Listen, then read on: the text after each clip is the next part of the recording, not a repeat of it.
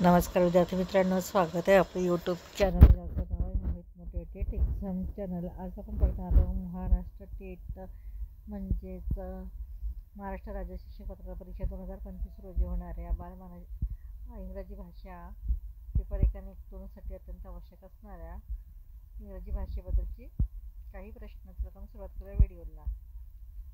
प्रश्न क्रमांक 1, चाइल्डची बहुवचन काय येतात? Childs, children, childes, children.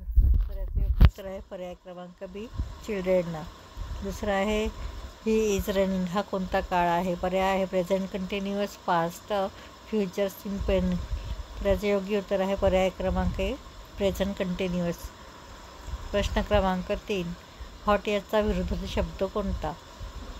पर्याय आहे कोल्ड, वार्म, कूल, चिल. तर याचे उत्तर आहे पर्याय क्रमांक ए, कोल्ड. प्रश्न क्रमांक 4, हॉनेस्टचा समानार्थी शब्द कोणता? पर्याय आहे ट्रूथफुली, लेझी, क्लेवर, काइंड. तर याचे योग्य उत्तर आहे पर्याय क्रमांक ए, ट्रूथफुल. प्रश्न क्रमांक 5, आय गो टू स्कूल या वाक्याचा काळ कोणता? पर्याय आहे present simple, past, future continuous. तर याचे योग्य उत्तर आहे पर्याय क्रमांक 1, प्रेझेंट सिम्पल. प्रश्न क्रमांक 6, शी इज अ टीचर या वाक्यात इज हे काय आहे? पर्याय आहे वर्ब, ॲडजेक्टिव्ह, नाऊन, ॲडव्हर्ब. त्याचं उत्तर आहे पर्याय क्रमांक ए, वर्ब. प्रश्न क्रमांक 7, राईटचे भूतकाळ रूप काय? पर्याय आहे रोट, रायटिंग, राईट्स, रिटन. तर याचं योग्य उत्तर आहे पर्याय क्रमांक ए, रोट. प्रश्न क्रमांक 8, मेनीचा विरुद्ध शब्द कोणता? पर्याय आहे फ्यू, मच, मोर, नन. तर याचे योग्य उत्तर आहे पर्याय क्रमांक ए, फ्यू. प्रश्न क्रमांक 9, the sun rise in the east या वाक्यात ईस्ट हे काय आहे? पर्याय आहे नाऊन, वर्ब, ॲडजेक्टिव्ह, वर्ब. तर याचे योग्य उत्तर आहे पर्याय क्रमांक ए, नाऊन. प्रश्न क्रमांक 10, ब्युटिफुल हा शब्द कोणत्या शब्दप्रकार आहे? पर्याय आहे ॲडजेक्टिव्ह, वर्ब, नाऊन, ॲडव्हर्ब. तर याचे अचूक उत्तर आहे पर्याय क्रमांक ए, ॲडजेक्टिव्ह.